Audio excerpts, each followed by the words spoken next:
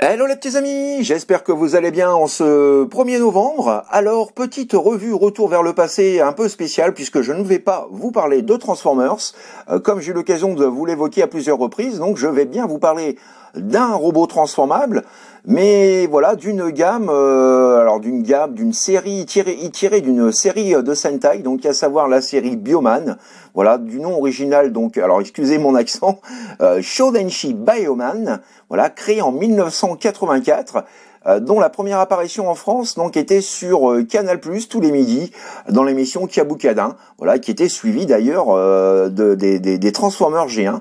Voilà, donc une série de 51 épisodes dont le premier générique était chanté par l'excellentissime Michel Barouille, bien avant que le générique soit repris par Bernard Minet pour le Club Dorothée. Voilà, je ne parlerai pas de cette seconde version musicale. Nous restons tous les vieux nostalgiques accrochés à la première version de Michel Barouille. Voilà, donc cette petite série de Sentai. Alors qui dit série Sentai dit bien entendu équipe en moule burne de couleurs. Donc nous retrouvons donc 5 membres, à savoir donc Force Rouge, Force Bleue et Force Verte, donc qui étaient des hommes, et ensuite donc Force Rose et Force Jaune qui étaient deux jeunes femmes. Voilà. Donc sans perdre de temps, parce que là voilà, je pense que j'ai déjà pas mal blablaté là-dessus. Donc nous allons passer tout de suite à la présentation de notre petit Bioman. Yeah. Bon bah, bonne revue les mecs. J'espère que vous apprécierez cette revue. Et vous allez voir, ce petit père Bioman, malgré son âge, reste toujours aussi beau. Allez, moi je vous laisse et je vous donne rendez-vous à tout à l'heure. Allez, tchuss. Boum, boum, boum, boum, boum, boum, boum. Et voici tout de suite donc un petit aperçu de nos deux jets, donc à savoir le Biojet 1 qui était donc piloté par Force Rouge et Force Rose et qui forme donc la tête, le bras, le torse du robot, suivi de Biojet 2 qui quant à lui donc était piloté par Force Bleue et Force Jaune et qui bien évidemment donc se transformait en jambes. Voilà, donc les deux vaisseaux donc fusionnaient entre eux pour former le géant Bioman ou Bio Robot en japonais. Excusez une nouvelle fois mon accent si c'est pas ça. Voilà, donc ces petits Bioman qui étaient là, qui avaient été choisis donc par le Biojet pour lutter contre les forces du mal, contre les Machigan Kabunokans. Voilà un petit peu donc pour la présentation de ces petits pépères. Et attardons-nous d'un peu plus près donc sur les détails, hein, plutôt très joli, hein, ce Bioman là que j'ai trouvé en vide-grenier est plutôt très bien conservé. Alors malheureusement il n'est pas complet, il me manque un point, l'épée et le bouclier, mais voilà il est propre, les stickers sont toujours là. Voilà, de très très belles finitions, à savoir aussi que les jouets d'époque étaient principalement constitués de métal, donc les véhicules sont très très lourds et également très robustes, voilà, avec de très jolies finitions, du rouge, du blanc. Nous avons également des stickers, voilà, un peu métalliques sur le côté, voilà ce que ça donne. Voilà, de dos, donc les points formaient également donc les réacteurs. Alors comme je vous le disais, hein, moi il m'en manque un. Voilà un petit peu ce que ça donnait, avec pour petite particularité, en tout cas pour celui-ci, c'est qu'on avait voilà le petit cockpit qui pouvait s'ouvrir, cockpit en bleu translucide. Il comportait également donc deux petits lance-missiles de chaque côté des épaules. Nous avons également donc les roues qui roulaient réellement et qui étaient là encore donc des blocs en métal extrêmement robuste. D'ailleurs, vous pouvez constater qu'il roule à la perfection, même s'il grince un petit peu. Donc voilà, un véhicule vraiment très très beau qui reste encore aujourd'hui vraiment super cool. Et puis le Biojet 2, hein, dont on aperçoit le cockpit toujours en bleu translucide avec deux Biomen à l'intérieur. Alors oui, normalement il y en a 3, donc bon, je pense qu'ils n'ont pas eu la place de pouvoir en stocker un 3e. Mais voilà, on a quand même donc des petites finitions très sympathiques, à nouveau des petits stickers. Voilà, plein de petits stickers sur les côtés. On nous a dit qu'il s'agit du Biojet 2. Voilà un petit peu ce que ça donne vu de dessus, de côté. Au niveau de l'undercarriage, là encore, nous avons donc le droit à des roulettes en métal et des parties donc en métal. Voilà, un vaisseau vraiment très robuste. Et petit comparatif d'échelle donc avec la version standard. Alors qui, comme vous pouvez le remarquer, était faite de telle sorte que les deux vaisseaux étaient réunis en un seul. Voilà, je pense que la miniaturisation à l'époque ne permettait pas le luxe de pouvoir les séparer en deux. Mais voilà un petit peu ce vaisseau qui lui aussi est très bien préservé. Si ce n'est donc qu'il me manque malheureusement donc les poings et également l'épée et le bouclier. Alors au niveau de l'undercarriage, on retrouve les mêmes caractéristiques, les mêmes détails. Si ce n'est que sur celui-ci, nous voyons donc la tête apparente. Voilà, avec là encore des pièces en véritable métal, donc qui le rendait lui aussi plutôt très lourd. Donc voilà un petit peu pour cette petite photo de famille, comparé donc au Biojet 1, qui était piloté par Force Rouge et Force Rose, et le Biojet 2, donc qui lui était piloté par Force Verte, Force Bleue et Force Jaune. Voilà un petit peu donc pour cette petite photo de famille. Et passons à présent donc à la partie transformation, ou plutôt bioconnexion. Donc pour commencer, voilà, nous allons prendre notre Biojet 1, nous allons rentrer donc, voilà, les trains d'atterrissage principaux, celui-ci également. Vous remarquerez la petite subtilité avec les roulettes, puisque voilà, on les fait pivoter vers l'intérieur comme ceci, on les cale et on les rentre, et voilà, on a quelque chose de vraiment très propre. Ensuite, donc nous allons ouvrir ces bras, on le met de côté, on passe à Biojet 2, même étape, on rentre les roues, on ouvre les panneaux des trains d'atterrissage arrière, on lock le tout, on vient donc fusionner les deux robots ensemble, et donc vous avez une petite gâchette ici donc qui permet tout simplement d'éjecter et de séparer donc les deux robots pour leur redonner leur aspect de vaisseau. Donc on les fait fusionner, voilà, comme dans la série. Ensuite nous le plaçons comme ceci, voilà. On peut à présent étirer les jambes. Alors il fait son poids, il est plutôt très lourd en main. Ensuite une rotation pour avoir ces éléments-là dans l'axe, une autre rotation, nous pouvons à présent replier les ailerons arrière, alors là j'ai fait une petite bêtise, voilà, latéraux, voilà, à présent nous sortons les pieds, petite rotation, on met le tout dans l'axe, on place et on rentre, et voilà donc pour le bas. On remonte, voilà, nous mettons en position les points, on éjecte parce que oui, beaucoup de robots des années 70-80 avaient cette particularité donc d'avoir les points éjectables. C'était un petit gimmick qui nous plaisait vachement quand on était môme.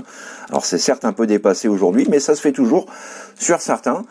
Et puis ensuite donc on vient, voilà, soulever le cockpit et on le place à l'arrière.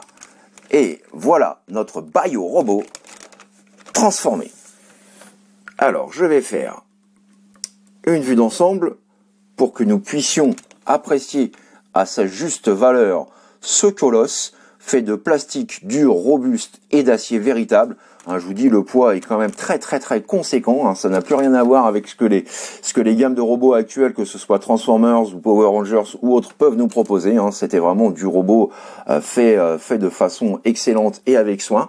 On va pouvoir faire un petit zoom sur son visage. Alors je sais pas si je vais réussir à faire une mise au point à cette distance, le zoom étant assez près.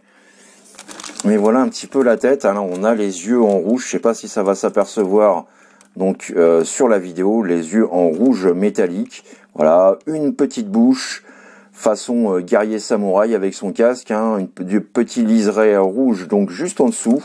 Voilà, du rouge également, petite pointe de jaune sur les cornes en noir. Alors je remonte un petit peu la caméra. C'est parti là donc en silver. Voilà, c'était vraiment voilà les finitions, et on va faire d'ailleurs un petit haut et bas, vous allez pouvoir vous en rendre compte par vous-même, mais les finitions sont vraiment extrêmement propres et soignées.